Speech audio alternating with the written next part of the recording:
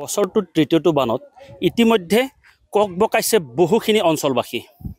হুজেৰ বিভিন্ন অঞ্চল ইতিমধ্যে কপিলি পানীৰ বাঢ়নি পানীত ইতিমধ্যে ডুব গৈ স্থানীয় ৰাইজে বিভিন্ন ঠাইত হাইলেণ্ড নতুবা ওখ নিৰাপদ ঠাইত ইতিমধ্যে আশ্ৰয় লৈছে।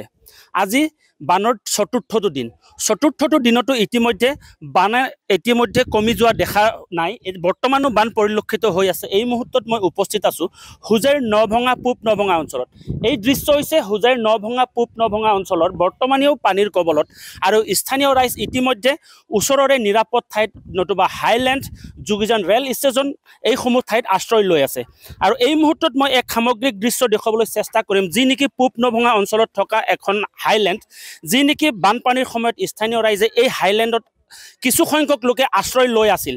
ইয়াতেই পশুধন, স্থানীয় ৰাইজ আৰু ল'ৰা ছোৱালী কণ নেকি শিশুসকল ইয়াতে আশ্ৰয় লৈ আছিল যেনে তেনে।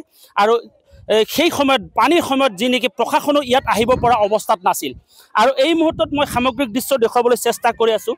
বৰ্তমান ইয়াত আহিছে বন বিভাগৰ তৰফৰ পৰা কিছু সকাহ দিবলৈ। তেওঁলোকে লগত লৈ আহিছে খোৱা পানী নতুবা ল'ৰা ছোৱালীক কিছু বিস্কুট বা কিছু খাদ্য সামগ্ৰী বিতৰণৰ বাবে অহা পৰিলক্ষিত হৈছে। আৰু এই দৃশ্য হৈছে হুজেৰ পূব নভঙা অঞ্চলৰ। আৰু যি নেকি এখন হাইলেণ্ড, এই হাইলেণ্ড কিছুদিন পূৰ্বেই বনোৱা হৈছিল আৰু ইয়াকেই সাহায্য হিচাপে গ্ৰহণ কৰি স্থানীয় ৰাইজে বৰ্তমান ইয়াত এই হাইলেণ্ডত থিতাপি লৈছে নিৰাপদ ঠাই বুলি। কিন্তু বৰ্তমান ইও এক সৰু ঠাই হৈ পৰিছে স্থানীয় ৰাইজৰ বাবে।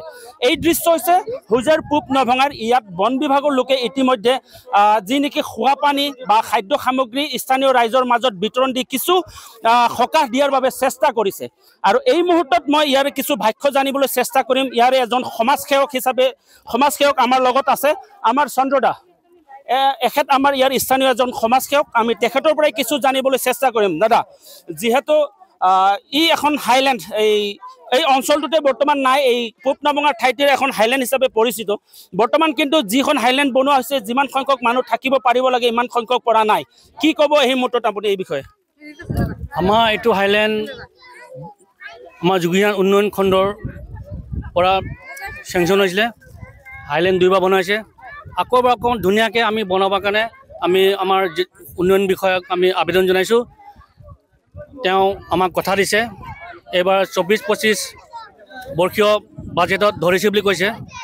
এতিয়া আমাৰ পূব নভঙাবাসী এই বানপীড়িত অঞ্চলৰ ইয়াত থকা বানপীড়িত ৰাইজক আমাৰ হোজাই দক্ষিণ নগাঁও বন সংমণ্ডলৰ অধীনত আমাৰ দেৱজ্যোতি নাথ DFO ছাৰৰ অধীনত আমাৰ কপিলি উপত্যকা আঞ্চলিক বন বিষয়া অনুপম দাস ডাঙৰীয়াৰ নেতৃত্বত আমাৰ তেখেতৰ ষ্টাফ আহিছে। লগত মই সহযোগ দিছোঁ।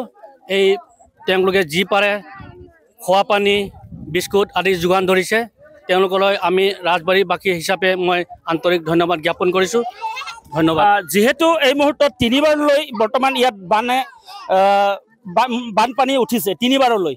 এই তিনিবাৰলৈ যিসমূহ প্ৰশাসন বা চৰকাৰৰ পৰা যি সাহায্য বা বান সাহায্য আহিব লাগে, সহায় পাব লাগে স্থানীয় বৰ্ণাঢ্যই, সেইসমূহ পাইছেনে সঠিকভাৱে? আপুনি কি ক'ব? তিনিবাৰ নহয়, চতুৰ্থবাৰ। এই 2024 বৰ্ষত চতুৰ্থবাৰ বাবে পানী আহিছে ইয়াতে। চৰকাৰী সাহায্য পাইছে, ইয়াত চাউল দাইল নিমখ তেল এইবোৰ পাইছে। লগতে আজি আমাৰ বন বিষয়াসকলে আহি পেলাই বিস্কুট পানী আদি যোগান ধৰিছে। হয়, নিশ্চয়কৈ। এখেত হৈছে আমাৰ চন্দ্ৰ সিংহ, ইয়াৰ এজন সমাজসেৱক। আমি তেখেতৰ পৰা জানিলোঁ আৰু আমাৰ বন বিভাগৰ লোকৰ পৰা কিছু জানিবলৈ চেষ্টা কৰিম। যিহেতু তেখেতসকলৰ তৰফৰ পৰা বানপীড়িত লোকসকলক কিছু সাহায্য আগবঢ়াবলৈ লৈ আহিছে।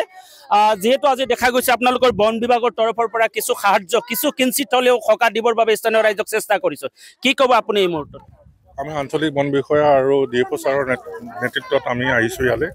বানপীড়িত অঞ্চলৰ ৰাজবাৰী এলেকাত 3টা শিবিৰ অলৰেডি আমি বিস্কুট আৰু পানী বানপীড়িত লোকসকলক বিতৰণ কৰা হৈছে।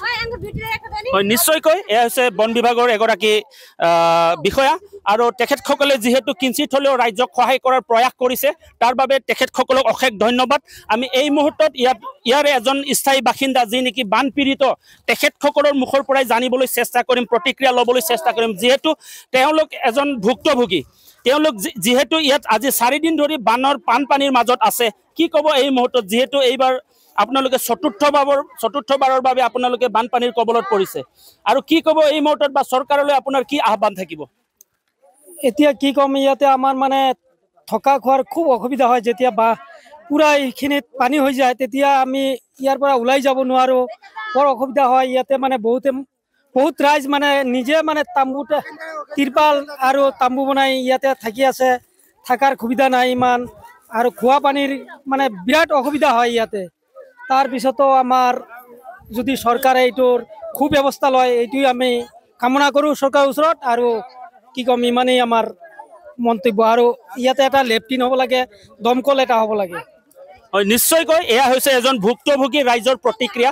যিহেতু এইখন এখন হাইলেণ্ড, তেওঁলোকৰ দাবী এই হাইলেণ্ডখনত এখন লেট্ৰিনৰ ব্যৱস্থা হ'ব লাগে আৰু খোৱা পানীৰ বাবে এটা দমকল ব্যৱস্থা কৰি দিব লাগে। কিয়নো তেখেতসকলে যিকোনো সময়ত বানপানী বা অন্য কিবা দুৰ্যোগ আহিলে এই ঠাইতে তেওঁলোকে অৱস্থান গ্ৰহণ কৰে, নিৰাপদ ঠাই বুলি। গতিকে এই নিৰাপদ ঠাইত তেওঁলোকে এখন সুব্যৱস্থা বা ভাৱে ব্যৱস্থা হোৱাটো বিচাৰে। আৰু পৰৱৰ্তী সময়ত প্ৰশাসন তথা জিলা প্ৰশাসনে এই ক্ষেত্ৰত কিমান দূৰ সহায় আগবঢ়ায় বা কি কৰে সেইটো সময়ত খনীয়া হ'ব। যিকোনো খবৰৰ বাবে যোগাযোগ কৰক আমাৰ এই নম্বৰত 7099017330 আৰু 7099017110।